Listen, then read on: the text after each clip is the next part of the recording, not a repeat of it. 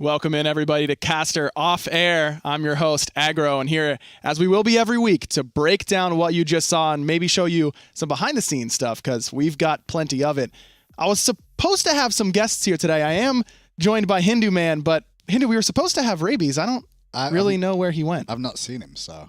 Can you really be surprised, though? I mean, that's what you've come to expect. Long Island lifestyle for you. You know, you just never know when you're going to see them. Oh, look who it is. Hey. Pleasure of you to join us. Ravies, how you doing, man? First off, thanks for showing up. Secondly, got to ask you how you're feeling today. You feeling good? Great? Euphoric. Euphoric, potentially? Euphoric. Yeah, I guess I'm feeling pretty euphoric being here. Thanks for having me on the show. I'm really excited. But yeah, I'm feeling really euphoric. I'm feeling real great. Man, watching you watch that episode, that was a lot of fun. We're going to have some more fun in store for you later on in this one. But Hindu, I gotta start it off with you. Sure. During the selection process, when you first saw Rabies' audition tape, what made you say this guy needs to be on the caster? Rabies put a lot more effort in than most in terms of his audition tape, to be fair, and that really stood out to me. First of all, like, he's also got a background in it. We will get round to showing some of those videos that were sent in originally. Obviously, it wasn't just the first video that we sent in that was the only reason they got on the show. There was a selection process where it was limited down to a few, then a few more, until we got down to the final 10 that we selected for the show. Rabies, what was your experience that Hindu just referenced? You know, I have background in esports, and competition and commentary is kind of the new production side of things I want to get into. I knew I had to do a killer video to get on the show. It's just I want to put in the hard work, and I want to make sure that I want to secure my process of getting on with the video. I didn't want to leave it to chance based on the other contestants. I had no idea what my competition was going to be. So I had to make sure that I went extra hard on the video because I really wanted to be on this show. I was really excited. Hi-Rez being one of my favorite companies, I want to be here. If I remember correctly, you were a part of the fighting game community, is that right? Yeah, I mean, I've done a bunch. I did come from fighting games, Gears of War, Halo, but definitely the Dead or Alive scene in fighting games is where I came from. Okay, so definitely that FPS sort of genre lent you some of that experience that we saw in that episode for the Paladins casting. Speaking of audition tapes, by the way, in memory of Patrick, who got knocked out this episode, we saw a little bit of it there. We have to show you his audition tape. Let's take a look. Hello, everybody at Hi-Rez Studios. My name is Patrick Schoaf, and this is my audition for the caster. Have you ever wanted to know what it would be like to watch a Space Invader battle a Han Solo bobblehead? Neither have I. It never occurred to me. But here we go. The Space Invader takes to the sky while Han Solo walks under. Han Solo does not appear to see the Space Invader. The Space Invader starts dropping missiles. Han Solo notices. He sees. He fires. Oh, he hits the Space Invader. What an incredible shot. The Space Invader goes down. And here's the Vault-Tec bobblehead to take his place. Vault-Tec, what are you doing? He has no weapons or armor. He's just in a jumpsuit with his perfectly coiffed hair. Here comes Han Solo. He shoots. He hits him again! What an easy shot! Rolo, break it down for us! You heard what he said. Perfect analysis every time. Well, from everybody here in my apartment, thank you for watching. I'm Patrick Schoaf. Two things. Number one, that's a good dog. That is always a good dog. That's a good dog. Tom will make sure we have to say it was a good dog. Absolutely. So it was a good dog. Number two, how many people do you think are very angry that they watched that and didn't get selected for the caster? I mean, and that was the guy who went. Ron Jobbett was on the caster and everyone was blowing up about The his bar. one too. Yeah. To be fair, like I said, it was a selection process, and the one thing that video showed me is that he's eccentric, first of all. He can entertain, second of all. The two things that you need as a caster. Third, you can think on your feet, because when things go wrong, you kind of have to do that. And four, I was like, all right, well, let's just see what else he's got in the bag of tricks. So obviously everyone does send in casting material too. Eventually on this. I just want to point that out. We didn't see that and be like, yep, that's the guy we need. That was like, hire him on the spot. No, it wasn't the case at all. Everyone sent commentary in. The list was defined down. That was his first attempt at getting interest. Your first minute and a half is there to try and show who you are as a person. You know? Like, and everyone can go about that a different way too. So that really helps out me narrowing it down of like, hey, he's eccentric. Hey, he's cool. Hey, he's there to have fun. Three things that sound interesting. We'll see what he's got in terms of actual chops in terms of commentary. Well, he made it past the first two eliminations. And speaking of those, before we move on, Rabies, I want to get your thoughts on this. Think back to that first episode. What was your reaction whenever you heard that both Shadow Boy and Freight Train had gotten knocked out?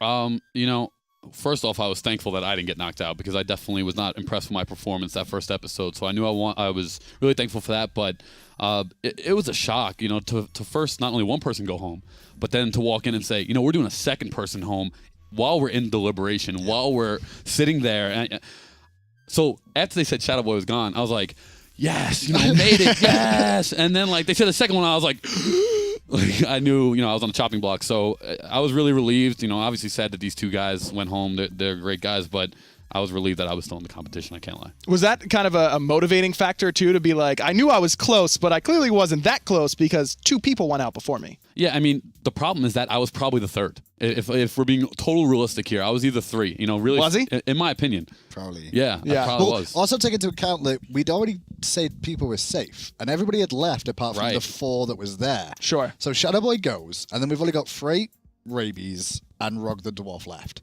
And we had to take one of those 3 out. Sure. We didn't know that was going to be the case. And then it's like, well, we have to weigh the pros and cons of the 3 that are left here and work it out.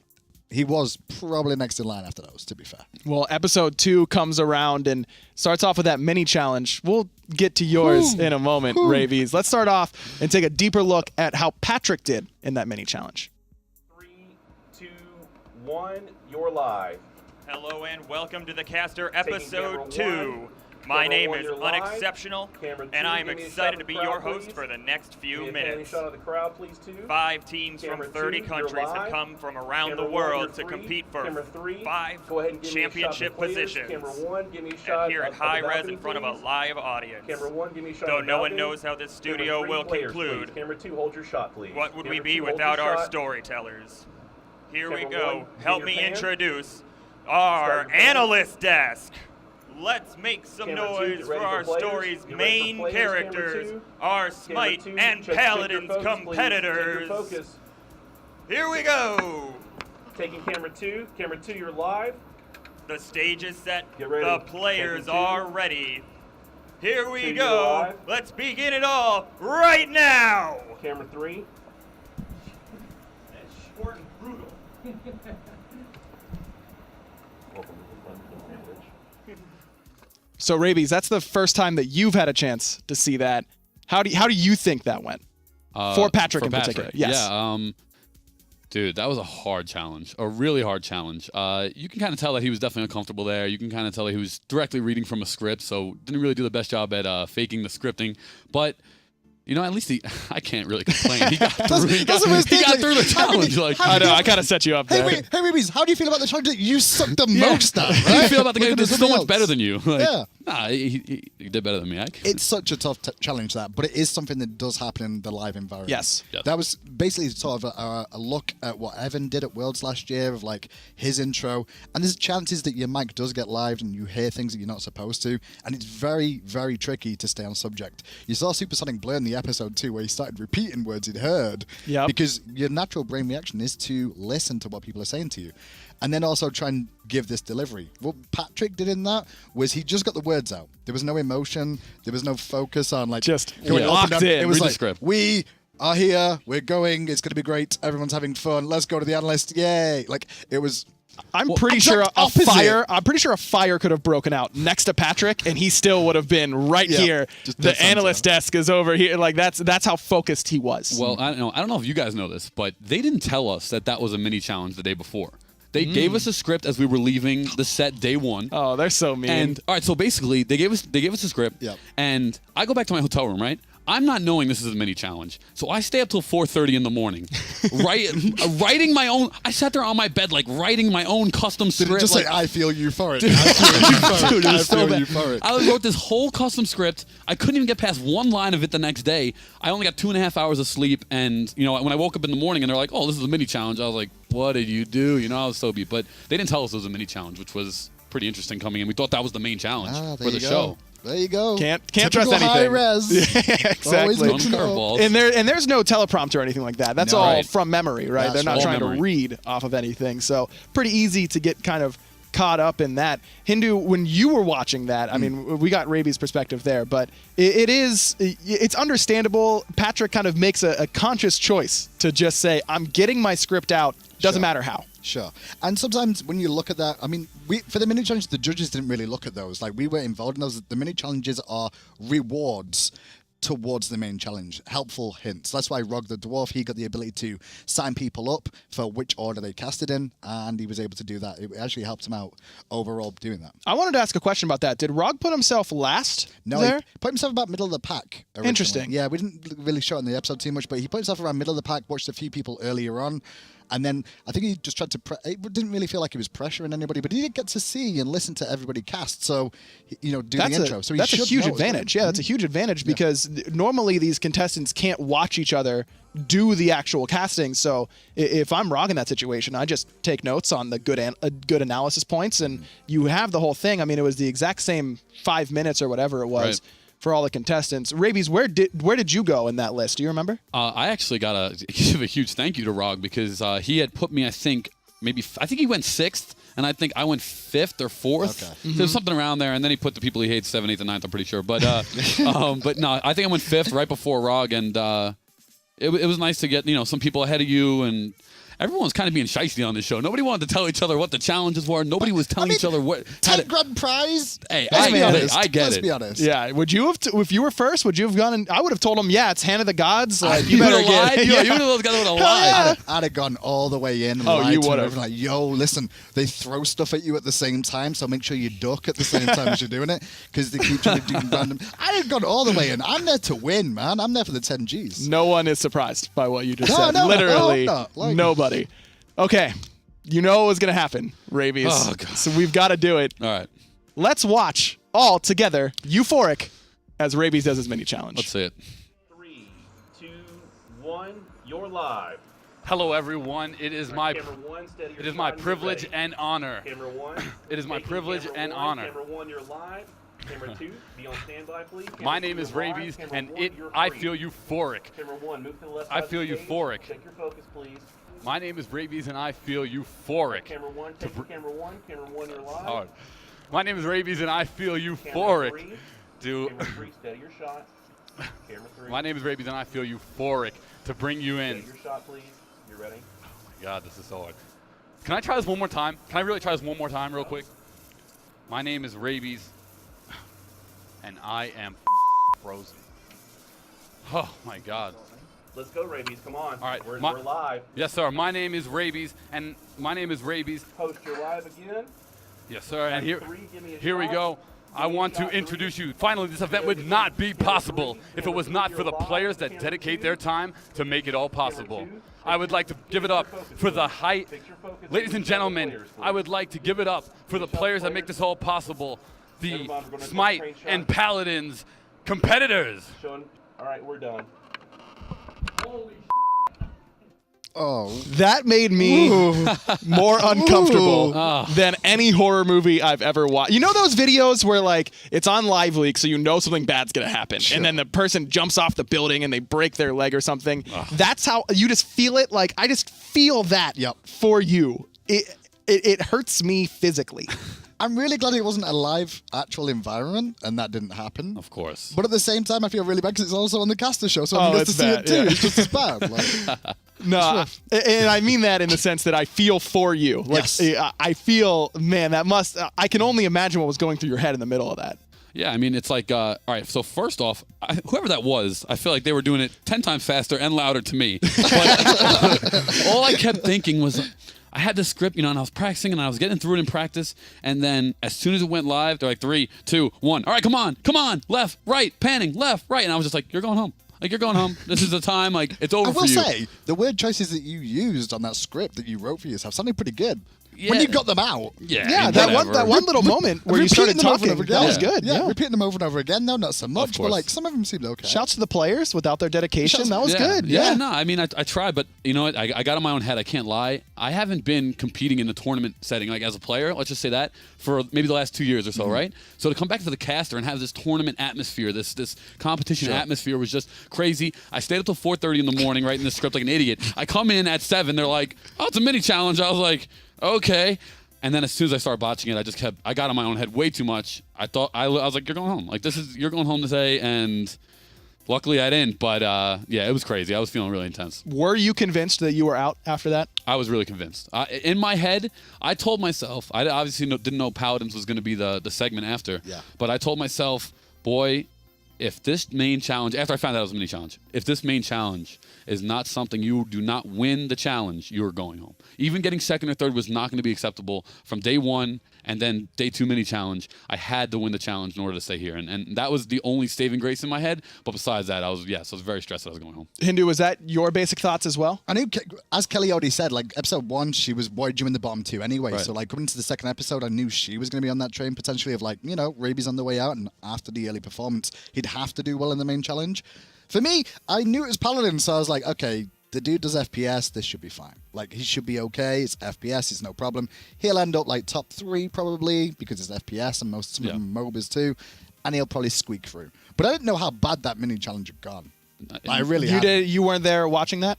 Didn't get to see the mini challenge because the mini challenge only influences the main, and with how our judging goes, basically it's 70-80% of it. The majority of it is down to the main challenge. The mini challenge is just like a little taste, a little spice, And to give some of the contestants an advantage in precisely the main challenge. the main challenge, exactly. But you hear when something goes really well in the mini challenge or really poorly. I heard he pooped the bed quite badly. That I didn't realize how badly until I just saw that, and I'm like, yeah. Oh man, yeah, it was so stressful, and I've had production in my ear before, doing commentary, and I've had, normally it's a low volume, normally it's in one ear, normally it's maybe you have an earpiece in. This time we have a double headset in. It's like I feel like it was clamped on your head, like pressing your ears, super loud, over talking, but it was a realistic atmosphere, like you said, and this is stuff that can happen at almost any point in time. It does happen now and again. It's not like it happens every time. Not to that extreme degree, but it definitely happens. Yeah, we do the extreme. Obviously, it is for TV as well, Yeah. but it does happen on broadcasts. Oh, yeah. People don't notice it because we don't talk about it, but we just get on with it. Oh, there's plenty of things that happen, whether it's technical difficulties. TVs going off. Oh, yeah. Right. Hindu and I once casted a game for a full minute without a TV, just purely off sound. I had sound. That was it. Yep. Sound, and then one time Taco was on air with me. The TV goes out and she didn't know what to do because it was one of her first times on air. And Taco had to run into production because she didn't know what to do. So Just took her headset off and ran. I reached over, took her headset off and went. I just pointed to production. You are done. And she just ran into production. Well, I'm just sat there going, yeah, so good situation here right now. Thor's in the air. And I'm like, please give me a feedback. But yeah, it happens. It happens. It certainly can. But going to that main challenge, you knew that you had to make a big performance. In fairness, you really did. Let's take a closer look at Raby's main challenge. So we are going to get this game underway. We have Jake B on Cassie, Invocal on Androxus, William on Fernando, and Dark Rider on Ying, finishing off the red team with Protection on the Drogos. On the blue side, we got Paltech on Maldumba, Acids on Shaolin, El Zulu on the Maokai, and Kakanuk on the Ruckus, finishing off with Nevis on the Victor. Let's get this game underway. And as we look to IWWA, the red team, we see they're coming out with a ton, 2 quarterizes, 2 wreckers, a good split. The William is going to pick up the mobility boost, be able to try to get to that front line quicker than the other team. Try to get each other down for that first kill. Getting the first kill in Paladins is absolutely impactful as we see Dark Rider on the Ying taking down the Ruckus and Canuck. Nevis going to fall as well. Protection on the Drogos. Beautiful play there. And it is 42% in favor of IWWA. Impact trying to make their final stand here. A lot of damage coming out from Ruckus. He's just sitting in that corner. Almost dead. Going to try and get out of there. Will it be enough? But no focus from IWWA is going to come out. And Droxus and Invokes. IWWA need to get a stop here. The Fernando taking a lot of damage. He will fall. No, he won't. He's going to stay alive. A little bit of life sitting there in the corner. Playing phenomenally, that's for sure, as Jake B takes down Acid. 2 down, Nevis with another pick, and I cannot believe what I am watching. This is truly remarkable, despite all the damage and the 3 DPS coming out from IWWA. Impact starting out this game strong, taking the 2-0 lead. Push successful. Let's take it back over to our analyst. That was game 1 of our tournament series. So when you got off of that cast, did you feel like you had done enough to stay? Actually, I felt like that was a weak cast for my Paladins gameplay. Being as part of this whole show was just really stressful, man. Like, I knew I had an advantage going into Paladin, so I knew these other guys didn't know the game as well. So I knew that I definitely had an advantage on the challenge, just like they had the Smite advantage on those days. But I thought it was a weak performance from myself. I knew I could do much better, but I was at least confident that I had the knowledge and the game knowledge, and I could have probably, pushed through. I knew I had to give it my all. Did Rabies do better than anyone else at that challenge, Hindu? Realistically, it wasn't just down to what they said on the commentary, it's how they handled it, because the challenge was your co-caster is not available for X reasons. That's happened before. Your co-caster DCs, the microphone cuts out, they choke on nothing. Like, that happens. And generally in those situations, and you're solo, you stick to your strengths. You don't try and play around and be fancy. So what Rabies did in that cast was stick to his strengths. He could do play-by-play, very solid, and kept it nice and easy. His pacing was good too. You don't want to overdo yourself when you're on the solo cast, because you've got no one to hand off to if you get overexcited the whole time. He paced it very well, and that's one of the reasons he did so well in the challenge. Others may have casted it technically better in terms of clarity, but they did mix it up more so than they probably should have done for the idea of the challenge. What have you done a lot of solo casting in your experience? Was it with a partner or was it by yourself? So before I actually got on the show, I have been in the Paladins closed beta since the first week of launch, and I was also part of the stream team before anyone knew me here at the caster. I had been on the stream team for Paladins, and I was streaming 10, 12 hours a day solo casting, and I was actually getting a lot of views at one point. I was up towards 250 views and kind of one of the first big guys in Paladins before it even blew up to what it is now. And I had been solo casting a lot, so especially when they said it's a solo cast, this challenge, I was like, all right, this is comfort. I teach people the game on a regular basis. I know how to commentate solo, so this was, softball lob for me to knock out of the park. If I didn't and I went home on this episode, I almost feel like it was deemed worthy because this was set up for me to win. That was your wheelhouse in particular. 100%. Paladins by yourself, a game that you know very well. And for me, that definitely showed your comfort with not only Paladins, but FPSs, because for myself, and Hindu could probably speak to this as well, we don't have a lot of experience casting first-person shooters. It's a completely different animal than what we do on Smite. Exactly. Every single game has a different technique or style that casting has. And it's not just FPS to MOBA, it's also different MOBA to different MOBA. Yep. The styles the fans want, the styles the fans expect, the speed of the game. Same could be said for FPS. Some of it is a big of a build-up. Sometimes it's all action. It's very tricky with every single one. Well, that was Rabies' main challenge. Patrick was the one who ended up going home. Let's take a deeper look at why that was. Hello, my name is Patrick Schoaf, and I'm going to be taking over this cast of Paladins. On the left side on the blue team, we have Power Tech on Meldamba, Acids on Shaolin, Elizu on Makoa, Kakanuk on Ruckus, and Nevius on Victor. On the right side, we have Jacob on Cassie, Invocal on, Invocal on Androxus, Dark Rider on Ying, Protection on Drogos, and William on Fernando. Right now, first guess is that Impact is going to have a much stronger front line. Shaolin dealing damage to the... getting away. Cannot remember that character's name right now. Pushing at the point, looking at Fernando, trying to first blood, gets dealt out, and down goes Ruckus. Ruckus caught out in the open on his own. He's tough, but he's not invincible. Drogo's raining down damage from the skies, making sure that his Fernando's okay, but Fernando is still on his own. He turns around and gets taken out from the back, and there's nothing IWWA is going to do about this. Push successful. They ran over the other team. Impact did great. I'm Patrick Schoaf. I'm 26, and I'm from Chicago, Illinois, but right now I live in Omaha, Nebraska. Self-publishing a novel is my biggest accomplishment in entertainment. I've never really been in front of a camera. Ideally, doing something like this or publishing more novels is the dream. Well, I had looked at a handful of other videos, and they were explaining why they wanted to be on the show, or some people actually just had themselves casting. And I didn't have any casting reel because I had never done it professionally. So I figured the best way to show my ability casting without any prior casting experience was just to narrate the fight of the only things I had around my apartment. Have you ever wanted to know what it would be like to watch a Space Invader battle a Han Solo bobblehead? Neither have I. It never occurred to me. But here we go. I had a Space Invader, I had Han Solo, I had a little plushy face sucker from Alien. All credit goes to my dog Rolo, though, for the breakdown. I had a blast. I think it's awesome that I got to be here in the first place. Even when it's terrifying, it is so much fun, and I love doing it. And so that's what I'm gonna do. Is I'm gonna hit the grind and try to start casting for some smaller stuff. So Hindu, what were your first impressions when you were watching that main challenge from Patrick? Oh, squirm. Like, he didn't start off confident anyway, and then the very first play, that Androxus play, where he's fighting against the Shaolin, he immediately spaced. Yeah. And you could see he spaced. We all heard it. We didn't need to be reinforced that he'd spaced too. As a commentator, you kind of try and hide when you make mistakes and don't draw attention to them.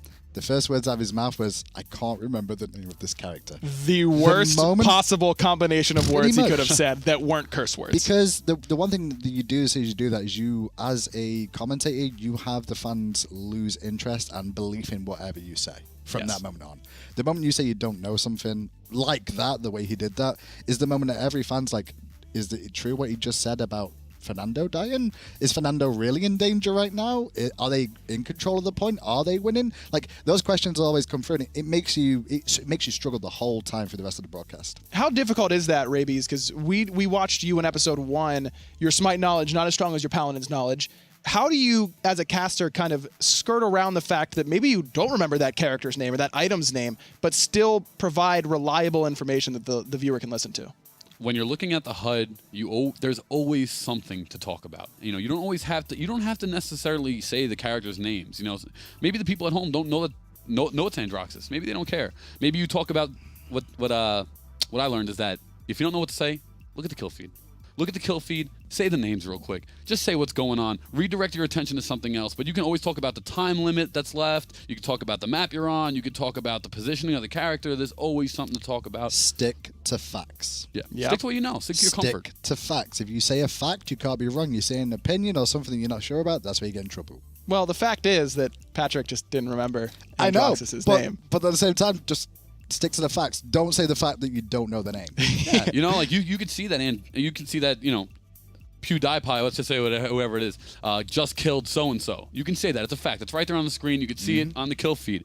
Instead of going to, you know, throwing yourself under the bus, it's like, Shaolin just killed, crap, you know, I don't know. Right. It's funny because if he recovered from that, it could have been a completely saved different case for him. Completely, yeah.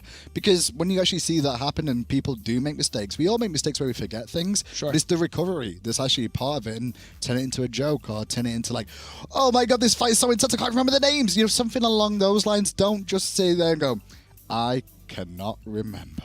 And that's what's kind of unfortunate about watching all this unfold for Patrick, because you can see how much personality he has. Yes. You Yeah, know, how getting to talk to him in person, he was always so lively, and that's one of the things that's so difficult about being a caster, is being able to be yourself and be comfortable even when you don't feel comfortable in front of those cameras. Yeah, 100% correct. And, you know, you can also even turn it into somewhat of a joke. You can maybe say, oh, he just blew up the guy with the green gun. You can say something, you know. It's hard. Obviously, it's worse that he threw himself under the bus, which is kind of like the nail in the coffin. That's like a commentary 101 no-no. But, however, there's a lot of different ways you can turn it and twist it, and that just comes with commentary experience, and there's nothing wrong with it. But this decision wasn't necessarily an easy one for you judges. Your bottom 3 were who? It was Patrick, I'm trying to figure back to the Merlot, episode now. Merlot was down and there. one other And Rog. person, Rog. and Rog. Yeah, Rog. Rog, the one. Whenever someone wins the mini challenge, don't you kind of judge them a little bit more heavily because they had an advantage and should have been able to use that? Sometimes, yeah, you should judge them like just as equally, but they have an advantage and you don't play off that. Like we said, Rog went deeper down the list, you know, so he had a chance to see the game. And so when we got to the stage of giving feedback to Rog, the whole comments were, you didn't really use the info of the fact that you saw this game get played X times. Well, like 6 times, I think. You saw, Yeah. it's like 5 or 6 times that you saw this exact replay. You should have had notes for everything. You should have listened to what they said and said what was good, what was bad, and ripped from all of them. I would have done that. That's how you get good as a commentator, to be honest, as well. Rip from other people. Like, you'll hear other commentators talk and you'll use words they use or phrases or just their style and pitch and stuff like that. Like, you'll see little bits and pieces from everyone. I'm going to be saying euphoric in every cast from now until I'm never cows saying come it home. again on any cast. You sure? should tell Yeah. exactly how Hindu feels about that one. So Merlot being in the bottom, though, I mean, a fan favorite. Every time he's on the I know, do screen, you know what, Twitch I saw- chat every time. blows up. I saw Twitch chat at the end and I was like, oh god, because they were like, don't you dare him. And I'm like, god, they're going to turn on me now, because I actually turned around and I had a conversation with Merlot there on the episode, because it was a lot, like, I like Merlot. Obviously, I was a part of the selection process and I think his passion is fantastic. I'm a big European passion person too, and I felt that from Merlot as well. The problem is that his knowledge wasn't always there, and he thought he had more knowledge than he did too, and that kind of hurts. If you think you've got more knowledge and you actually don't, I was trying to put him in place of like, listen, you don't have as much knowledge as you think you have. You've got to step that up a little bit more if you want to be like as cocky as you are about it. He wasn't really cocky. He was more Italian. That's the best way of putting it. Oh, It's that's the it's best way to Italian put it. people. They're always. Well, even despite being near the bottom, Merlot did provide potentially the best caster moment you're going to see throughout this entire show, and we got to replay it. I mean, we just have to. I want to see it again. Are you ready? I said, are you ready? Let's get down for esports! Maybe I've overdone it a little bit, and that's my bad. I A little bit. love it. A little Great. bit. I'm ready for esport. If the fans at home want it, like, you guys at home should like make a petition, and maybe we'll bring Merlot to Worlds to do that live. Oh, wow. That was godlike. There's no I doubt about it. want it. Can I be the first? Can I make that petition? I've not got I've not even asked anyone about that, by the way. I'm just like, yo, Yeah. if there's enough fan Enough votes, signatures. I'm pretty sure we get enough signatures, we could probably get him to come and do that live at Worlds. What a moment that would be. Amazing. Just someone else does the entire intro, but then Merlot comes in with the esport. Precisely. He drop. just comes in there. Are we ready? Are you ready? That would be phenomenal. So what was the final thing that set Patrick apart, that he was the one who needed to go home in episode 2? The mini challenge, we knew he'd not done the greatest at, but at the same time, like, he'd just done his delivery and it was okay. It was mainly just down to how he handled himself in the solo cast. He didn't really have anything to really talk about throughout the whole thing. It was very slow paced. He didn't remember a lot of the basics, which are just basic facts like Androxys and name things. And the moment you do that, you're already putting yourself on a low light anyway, just because of the fact that you've admitted to making mistakes. And admitting to the viewers that you're making mistakes too isn't always the best thing, at least in that way. So, Rabies, what was your impression whenever it was Patrick who ended up going home? After this episode, You're euphoric. yeah, well, definitely, because I didn't go home, so live to tell another day. But after this episode, I really woke up and I kind of shook the jitters. And obviously, I loved Patrick. He was my roommate with me for the show. So like we had a lot of late night talks. We had a lot of late night discussions. So it hurt to see him go home, no doubt about it. But in the end of the day, someone's got to win. And so I felt good that it wasn't me.